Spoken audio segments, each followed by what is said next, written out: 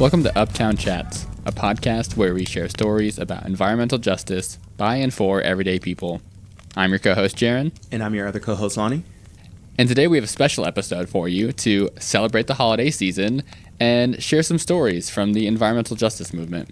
Yeah, this has become a bit of an annual tradition for us at this point, where we gather around our imaginary fireplace, grab a nice hot beverage, and enjoy some heartwarming stories from leaders in the movement. And today, we have the pleasure of hearing from Leslie Fields, WEAC's Chief Federal Officer and longtime environmental justice advocate. And we'll be hearing from her about how she got started with her work on environmental justice, how she met some of the founding members of WEAC, including our executive director, Peggy Shepard, and how she helped create WEAC's Federal Policy Office in Washington, D.C.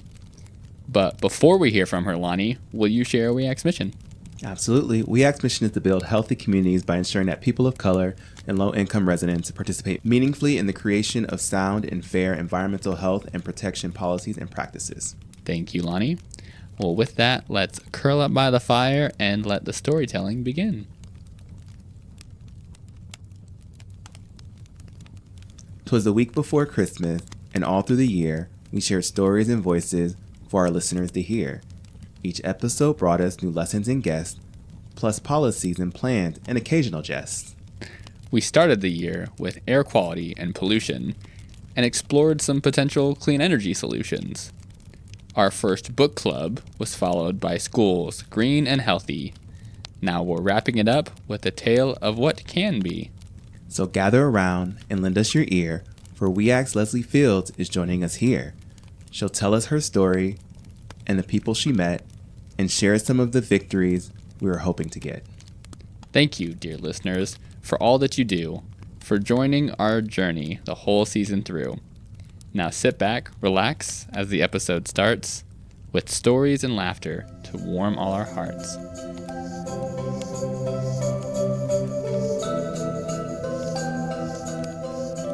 All right. Well, thank you so much for joining us, Leslie. We're super happy to have you on this very special episode of the podcast, celebrating the year that we've had and just having this opportunity to share some stories. It's kind of a tradition now that Lonnie and I have established for the podcast of just doing some storytelling, reflecting on key stories in the environmental justice movement and some key figures, including yourself, especially in your role in making WEAC what it is today, especially the Federal Policy Office. So before we get too far in, we just want to give you a chance to quickly introduce yourself and just share a little bit about your role at WEAC. Oh, well, good afternoon. I'm honored to be part of this podcast, and I get to be uptown chatting with you all. And I'm Leslie Fields. I am the Chief Federal Officer for WEAC for Environmental Justice. I am based in D.C., so I run the D.C. office with some amazing team members. And we're right at the base of Capitol Hill. And I just wake up every day, count my many blessings that I get to work with WEAC and everybody in New York and our colleagues around the country with the Environmental Justice Leadership Forum. And anytime I've ever been around Leslie or in a group of with a group of folks, everyone knows Leslie and Leslie knows everybody in this movement or this space is what I've learned. And so we're definitely excited for you to be on here to just talk a little bit about some of the work you do and how you've gotten involved. But can you just kind of give us a little bit of your story and like how you got involved in the environmental justice movement? Well, I came to all of this really organically, and I was blessed to have two wonderful parents and a brother, and I had wonderful paternal grandparents, and I got appreciation from nature from them. We used to go fishing all the time, had very unrestructured summers with them, and then I got these scholarships to wonderful Quaker camps called the Farmer Wilderness Camps in Vermont, and really did a lot of hiking and swimming there. And then I went to college in upstate New York, and I made the crew team, and then there was so much snow up there, I would cross-country ski to class instead of running in the ice and snow. So I really got into the outdoors, because you kind of had to. Then I had lived in New York City for 2 years after college. I worked on Wall Street, and I was a whole other person, and I learned what I didn't want to do. But all in all, I've lived and worked in New York for 6 years of my life. And I got into what was at the time just toxics work. In law school, I went to law school in Washington, D.C., and worked at this farm worker advocacy organization and got involved with, learning about toxics and how they were applied in our systems and how they were not being regulated, but really not being regulated in the regulatory system. And then also learning about pesticides and their effects. And then I worked at the Washington Bureau and NAACP and some other places and got a very good education in civil rights and decided to move out to Texas. And I was a Texas Legislative Council, and I started working on legislation on toxics, but then also learned that the communities had the most toxics were also the same communities that had less political participation, less civic opportunities, and was working on voting rights and redistricting, also with the volunteering for the Texas NAACP. And so kind of putting all this together and running around the state of Texas, learning about where in the maquiladores women were presenting with babies with birth defects and having miscarriages as the farm worker women and other women in other factories, and women of color all over the place in that state, and then trying to find where the people were doing this work. And in 1992, I heard about this conference at Xavier University in New Orleans, so I drove out there. I did a lot of driving back then all over what was Region 6, Texas, Oklahoma, Arkansas, New Mexico, and Louisiana. Went out to this conference at Xavier University, and it was Dr. Beverly Wright's first conference. She taught there at the time, and it was a key moment for me because that's where I met Dr. Bullard and Ben Chavis and Charles Lee and Peggy Shepard. And Charles Lee told me that I needed to meet Vernice Miller. And I told her how I would go to New York on my holidays. And he said, well, you should really reach out to Vernice Miller, who was working at the Natural Resources Defense Council at the time, NRDC. And I went to New York City for New Year's, and I cold called her, and she invited me over to her house for brunch. She didn't know me from Adam, okay? And so I went to her lovely apartment over there off a convent by City College. Her mom was still living at the time. And turns out we had a mutual friend that I had met at that camp in Vermont who had gone to high school with her. And so she had her picture of them, that family, in a Christmas card in a frame. And so we just hit it off right away. And one of the things I want to say about that also is that when someone takes you aside and gives you their best advice, consider taking it. I could have easily not followed Charles' advice. I could have easily not called Vernice, thinking, oh, that woman doesn't know me. Why would she have me? Why would she be bothered with me? I probably would have met Vernice later on in life, but I met her at a really critical time, and Vernice, she later got married, so now she's Vernice Miller Travis, and she and Peggy co-founded We Act, and she lives here in the Maryland suburbs, and she's one of my closest and dearest friends, and it's a blessing to have her as a colleague as well. So that was a huge turning point for me. They co-founded We Act, so that is really how I got inducted and learned about We Act, was meeting Peggy and Vernice at that time in my life when the movement had started, but there were no jobs. There was just gelling. It was just, getting together, finding people who were, doing related work in the regions. And I missed the first People of Color Leadership Summer the year before because I had just moved out to Texas and I just couldn't get back in time. I remember hearing about it. And that's why that conference was so important, because people came together. And if you ever watch the video, you'll hear Vernice and Peggy talk about how they thought they were the only ones dealing with this issue. Everybody came together thinking they were the only ones dealing with this issue. Charles Lee had the vision to do that. And that's when things really started taking off, as you all well know. So, but at the time, we were all just out there. And it was very lonesome, actually. And people, I'm driving around all over the state. And then I was volunteering at the Lone Star chapter of the Sierra Club as well. So at the local Texas Sierra Club. And they were very helpful. And I was getting in trouble on my legislative council job because I was doing so much of this work. and, and so I decided I wanted to do this full time. And I made up what I thought was a job description, or a business plan rather, and gave it to Ken Kramer, who was the director of the Lone Star chapter of the Sierra Club at the time. Wonderful gentleman, became a mentor. And he said, well, Leslie, I can scrounge. And I said, here, Ken, back then it was just environmental equity. You all should be doing environmental equity. I'm the one to do it. And I can put together a program and we need to do it. And with NAACP and these other groups, PODER, People in Defense of Earth and Their Resources, had started up in Austin with Susanna Almanza. PODER is part of the EJLF still, and Susanna was a huge mentor for me. My first cases that I worked on were in Austin, and Susanna really whooped up on me for good reasons. But Ken laughed and he said, well, I've got $5,000 I can scrounge up. After that, you're on your own.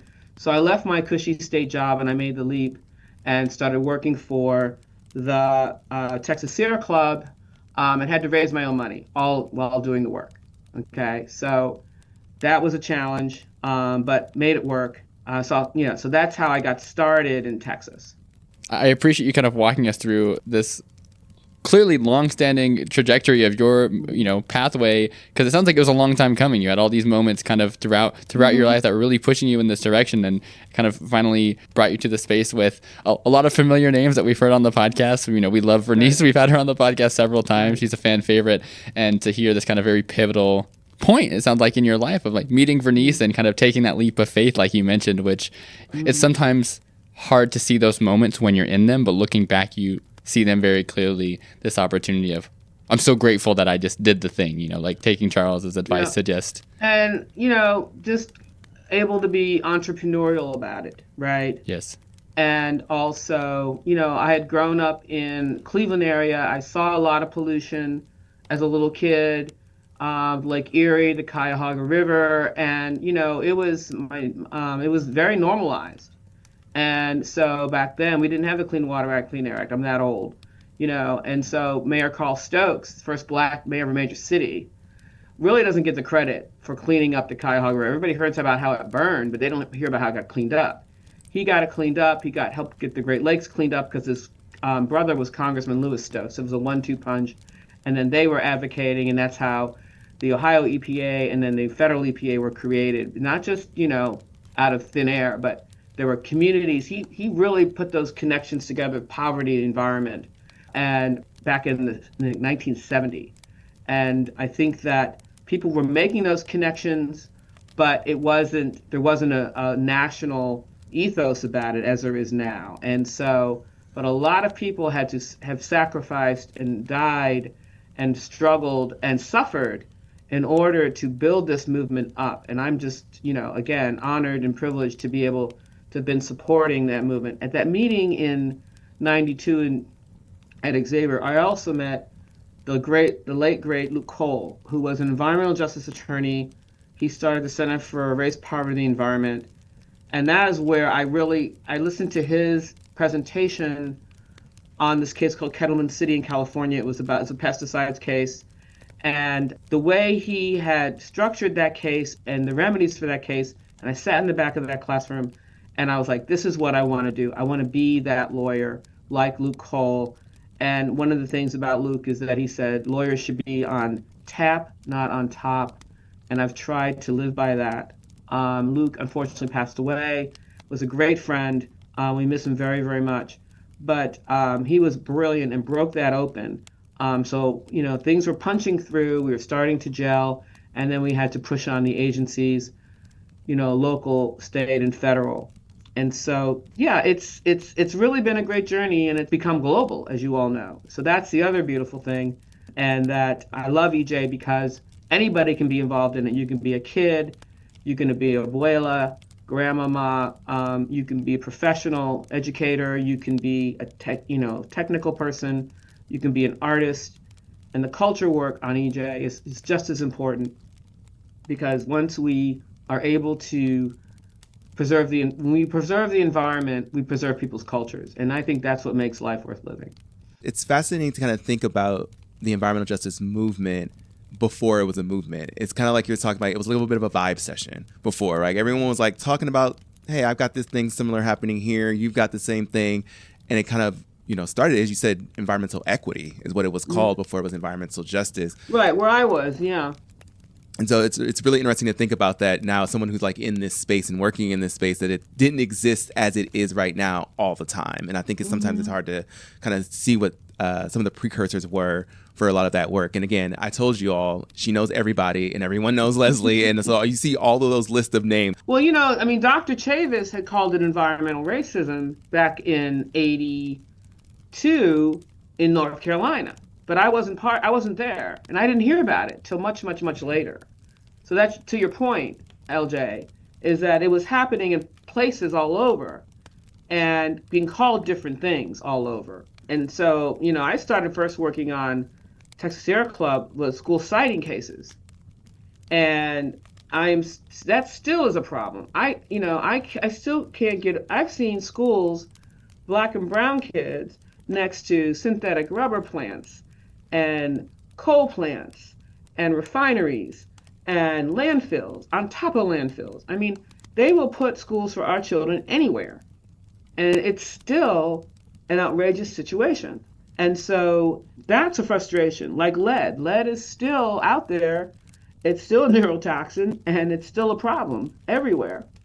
Whether it's lead service lines or lead paint or other materials that have lead is bad for kids, and we all know that. And so there's still some things, but there's also to see the movement evolve. And like I said earlier, so you can get involved in so many ways that's what makes it so exciting and dynamic and messy too. Absolutely. And I appreciate you bringing up some of those environmental justice issues that are still around today, because it's a fine line that we walk in this episode of reflecting on some of these key moments and the trajectory of the environmental justice movement, but reminding ourselves that we're still in it. Like, this work is still being done. It's happening today. There's still so many issues that we're in the middle of addressing and seeing what we can make happen there. On that thread, I just want to circle back and continue our storyline. We kind of heard this moment for you connecting with Peggy and Vernice and kind of that momentum that came out of that. And if we fast forward far enough in that story, we find you eventually helping to play a big role in WEAC's history and helping to create the federal policy office. So I want to fill in that gap there and hear from you if there's any key moments for you that happened in that time period, and if you want to share a little bit more about what went into you helping to contribute to make the federal policy office a thing. And yeah, just hear a little bit of that story. Sure. So fast forward then, I moved back. I went out to California and then I went back to Texas, and then I moved back to DC. And I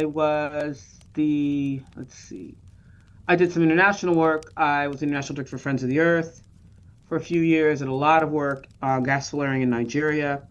That's another Uptown Chat. But was still in touch with Vernice and still in touch with the EJ folks, because I knew a lot of them in California and in Texas. And then I did some political work, and then I ran into someone, a very good friend now. His name's Bob Bingaman. I have to give him credit, like Ken Kramer, who I mentioned. I ran into Bob, and he was at the National Sierra Club and was the organizing director. And so I was consulting and looking for jobs and trying to figure out what to do. I was also frustrated. I was applying for jobs at these major environmental groups and I was having 4, 5, 6, 7 interviews and being very frustrated with that. So he was at the National Sierra Club. I saw him outside of Union Station, and so I was telling him that I'm looking, for opportunities. And one of the things that I helped start Green 2.0, because I kept a spreadsheet of all the jobs that I had applied to, how many interviews I had, and I was going to file a complaint to the DC Human Rights Commission. And I had a friend from law school who did employment law. She said, Leslie, you're going to have to do a study on that, and it's going to cost about $10,000, $20,000. Of course, I didn't have, because all you have is anecdotal evidence of this. And so they just weren't hiring professionals of color with my kind of credentials. I went to pretty good schools. So I shelved that, but I kept that in mind. And then later I was able to get that money to help start the first study by Dr. Dorcetta Taylor from Yale, showing that a lot of them groups are a lot better, but they were not hiring professionals of color. There was support staff and other kind of staff, but they really were lacking in that. But that was going on at the same time, and I ran into Bob Bingaman, and so he gave me what was a job description of the Sierra Club had a EJ program. Sierra Club has chapters in every state, sometimes more than one, and some of them had requested EJ organizers. So there were EJ organizers in about 9 states, and Bob gave me the job description for the administrative assistant to help coordinate their travel and things like that. And I took that home. I live on Capitol Hill, and I walked home and I looked at it and I know he knows I'm a lawyer. Why did he give me this job for an administrative assistant? And I got pissed off for about 5 minutes. And then I rewrote the job description to create a national program, to do international and national work, and for me to be the director. And I gave it back to him, and I said, this is what you all should be doing. I'm the one to do it. Kind of like what I did in Texas. But very importantly, I would need more money. And he said, you're right. Let me see what I can do. And so that's how I got into the Sierra Club. That is how I got into the Big Greens. So about 5 years later, having stayed in touch with Peggy and Cecil, they were in DC, and they came to me and they said, we'd really like to have a DC lobbyist, but we don't have funding for the office space. And I said, I think it's a great idea. Let me see. We have space here. Let me make that happen. And so I had to do a lot of internal arm twisting, a lot of negotiation, but got them office space. At the time, the Sierra Club had 2 floors. Here in this building, we're on 50 F Street Northwest. And we had the 7th and 8th floor, and there was plenty of space on the 7th floor. So I was able to they had a small office, they had intern space, they had extra office space. They also had the run of the place, and they were, I made sure that they were invited to the lobby team meetings that occurred every week. So the first person they hired, as you all know, is Dr. Jalon White Newsom, and she has gone on to great distinction, Kresge Foundation, and then she was the first federal environmental justice officer in the Biden administration, and now she's a professor at University of Michigan. And then the second person they hired was Dr. Adrienne Hollis, Esquire, and she has a PhD and a law degree, and come out from ATSDR, had worked at Earth Justice, and now she's a senior vice president for environmental justice at the National Wildlife Federation. First came Jalon, and then came Adrienne. And it was hard because they were only one person. And there were so many issues to keep track of, and to keep in mind that the office here in DC does not speak for the whole EJ movement. We are here to represent New York City, Harlem, and I think that's where our power is. We're rooted in Harlem, and I think that's what's so important, that we're rooted in New York City and New York State. And that gives us the great base that we have, supplemented and complemented by the Environmental Justice Leadership Forum of 44 groups. But it was a great association to have WEAC in the office. In fact, it helped me so much. And I think Sierra Club benefited more from having WEAC there, and the fact that the EJLF people were coming through, and the National Sierra Club could see that the EJ movement and that WEAC had very, very excellent experts and people in the movement who, the movement was truly coming to fruition. So I think it was a great association. And then everybody had to leave because of COVID. And now the WEAC Federal Policy Office, we have our own office on the 5th floor of the same building. So we have a wonderful office here. Again, like I said, right at the base of Capitol Hill, across the street from Union Station. And we welcome folks to come through. It's super convenient. So we've grown to be a premier federal office here. We have a great team at government affairs and policy people, and a crack research team. And we have a great communications work coming out of here. So it's a very exciting office, and we have a lot of fun and joy together. if you don't mind me asking, I'm just this Sure. is the first question that popped into my head, just thinking about what that transition looked like for you. So clearly you were in such close proximity from your role with the Sierra Club, and then kind of working in partnership with the folks that were in the WEAC DC office. What did that transition look like for you now that you are a part of the federal policy office? Was there like a conscious like, oh, I'm ready to make this transition into a part of that team, or was it serendipitous? Yeah, I'm just kind of curious what that story. That's a great question. So it wasn't that linear. My career is not that linear at all. It is making it up. It is making a way, every major job I've had to make up pretty much. Well, you rewriting job descriptions that were handed to you. Yeah, I think that's I make bold, up my own and I job. want more people to do that. And I highly recommend it. You have to have it kind of requires being a little entrepreneurial, and then also that you have to fundraise, all right? And there's that part. You have to be mindful about the funding, and the funding has always been hard, and still is. So the transition, I left Sierra Club in 2023, and I went to work for the Department of Energy, the Office of Energy, Justice, and Equity. And my friend Shalonda Baker, the director, recruited me. We were friends. I'm an avid bike rider. So we have great bike trails here. So we were bike riding together. I also, while at Sierra Club, did a lot of nominations, even in the Biden administration.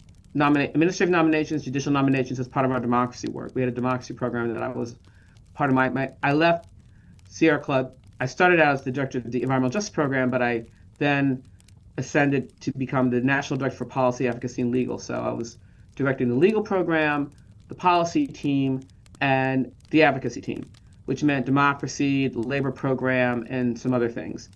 So I had helped Shalonda get confirmed, so she brought me into EJE as a consultant to help create the Regional Energy Democracy Initiative, the READY.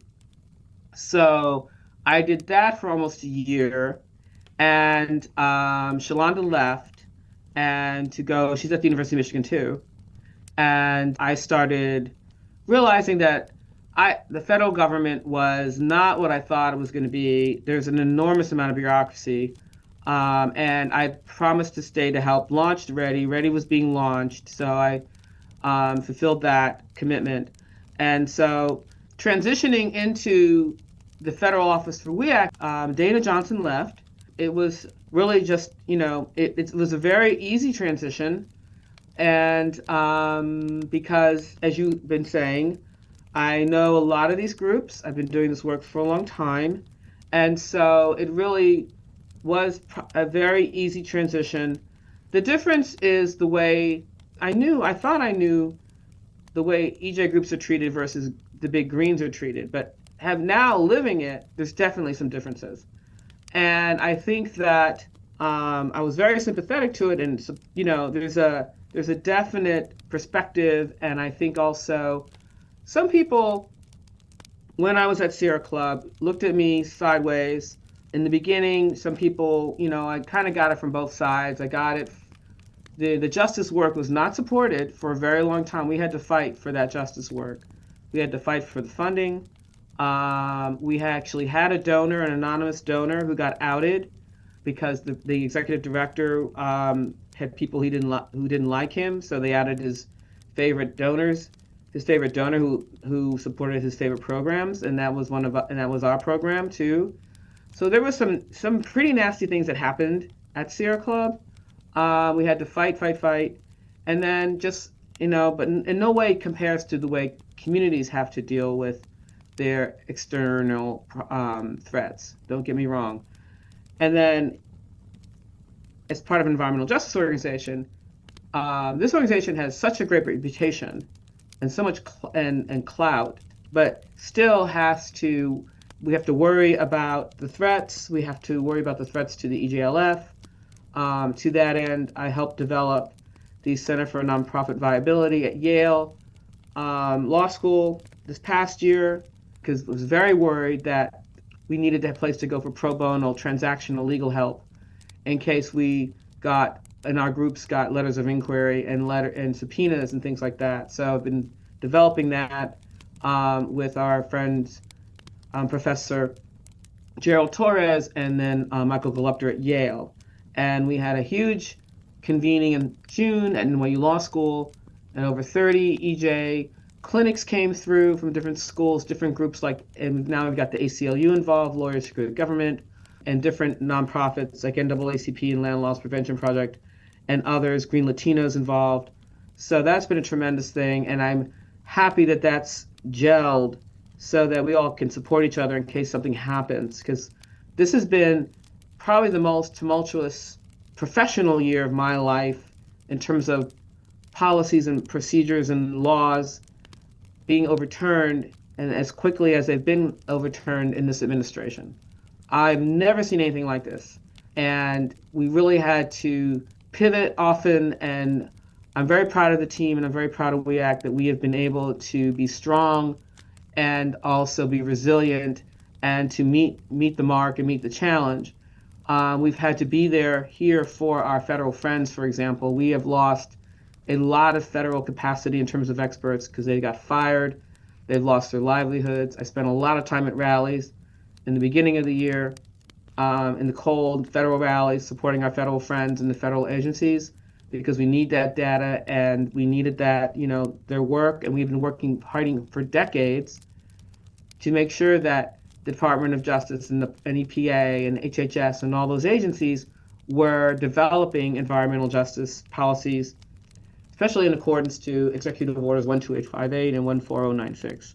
So I feel like we are the right people for the right time, and I'm very proud of our work, but we still got 3 more years of this administration, and it's been really challenging. I'm running out of steam here. Looking forward to a break at the end of the year. I'm grateful we have an organization we can do that, but everyone's been magnificent. But there's been some real damage done. But we are meeting that, and we are holding the line and fighting back. And also we have proactive work we're doing and being on record so that when the tables turn, and they will turn, we will be able to take advantage and leverage and accomplish many more good things. I'm so glad you kind of brought that up in like the moment that we're in right now, and what it means to meet the moment. Last year, at the end of the year, we talked to Lisa Garcia, who was at the Environmental Protection Agency, represented Region 2, which includes New York. And this was before the administration started. And so we asked about what her thoughts were going to be in terms of like, what does the future of the movement and environmental justice movement look like? And very obviously optimistic, and left us kind of, really hopeful about, this movement has continued to go, and they've faced a lot of different things over the decades. And I've heard this a lot lately, and I think I've even asked you and Peggy something similar about, this idea that everything seems so unprecedented right now. And like you just said, there was such a whiplash, I think, between the two different administrations, between Biden administration and now the Trump administration. Can you talk a little bit about like, what does this now look like kind of after this first year of this administration? What is the, I don't want to say strategy, right? I don't want to give away all of the things that we have up our sleeves in the EJ movement, but what is No. what are some like the next steps, or what are the things that the federal policy office here at WEAC, and with like all of the partners that you've named, what are the next steps for looking at the future? It's a good, important question, LJ. So first off, we're doing what I call building power, building community. So we are building community. And one of the fun things we do is that we have EJ salons. And we just had one last Thursday night. And every so often we just open up the office and people come in to gather and fellowship. We had a holiday cheer EJ salon on peace and justice. And we recognized our federal friends and others who have lost their jobs and livelihoods this year. Trying to keep them close. Some of them are developing new projects, and it's very exciting. And trying to be that safe space here. And to that end, we are building relationships and building new EJ champions. This is the time of building and creating new strong EJ allies. For example, we did a EJ salon earlier this year, and we had a full panel on Capitol Hill, and we invited some people who were new and who also we had not worked with, and one of them was Representative Summer Lee from the Pittsburgh area. And she was on the panel, and she met with us, and we just hit it off. And so now Summer Lee and some of the new members of the House Natural Resources Committee, and Senator Blunt-Rochester, who's the new senator from Delaware. Summer Lee is now going to introduce along with some other allies, we're going to reintroduce the EJ for All bill from last session. And so we've developed new champs. We're supporting a new and better House Environmental Justice Caucus. We've got some new folks on that. And we are definitely breathing life back into the Senate Environmental Justice Caucus. I helped get that started when I was at the Sierra Club with Senator Duckworth and Senator Booker. And Senator Booker was the Senate sponsor of the old EJ for All bill. So now we've got Senator Blunt Rochester and some other new senators involved. Senator Blunt Rochester is from Delaware, as I mentioned, and she's on the Environment and Public Works Committee, a very important committee. And then Senator also Brooks from Maryland is also on the Environment and Public Works Committee, EPW. She's from Maryland, and they are the two Black women senators in the United States Senate. We've never had two Black women at the same time. So now we've got 5 Black senators, 1 Republican and 4 Democrats, Warnock, Georgia, and Booker from New Jersey. And then we have, like I said, Blunt Rochester and also Brooks. So it's a mob scene up there, okay? So we're developing new champs, and we are going to reintroduce the EJ for All bill with more folks and more excitement. We are still fighting back all the rollbacks that keep coming through from EPA. And it's super important that we are on record for that, commenting that, and doing the rulemakings. And so we're also protecting against a harmful permitting package. And we're also promoting democracy principles, to make sure that folks have the opportunity to be involved civically, whether it's, at a city council meeting regarding a data center coming in, or whether it's, promoting some new type of support like clean energy hub. So there's a lot to do.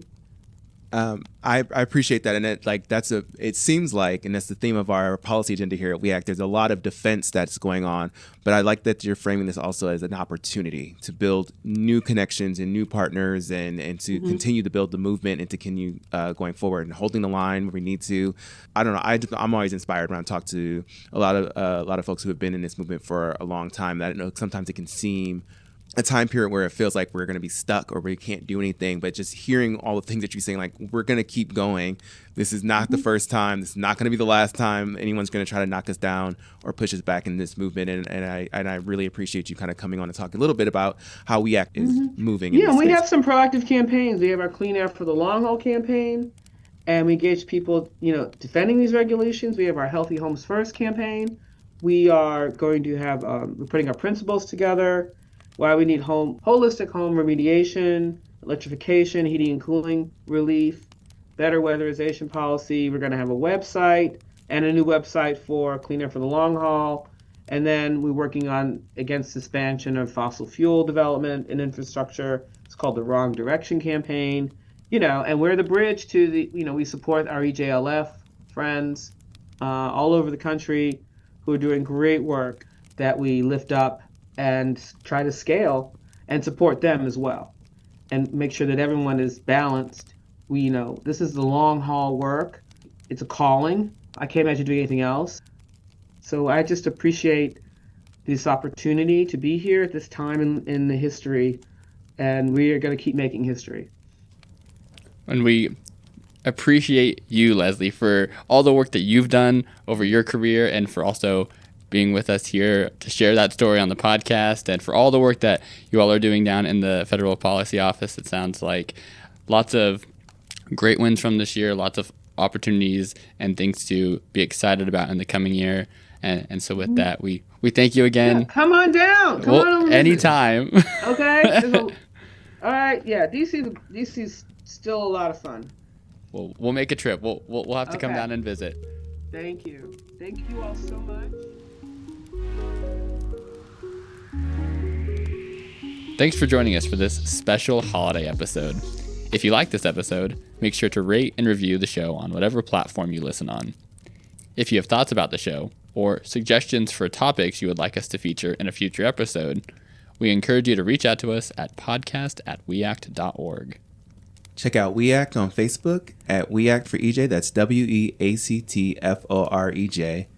Instagram, Blue Sky, and YouTube at We Act for EJ. That's WEACT4EJ. And check out our website, weact.org, for more information about environmental justice. Happy holidays.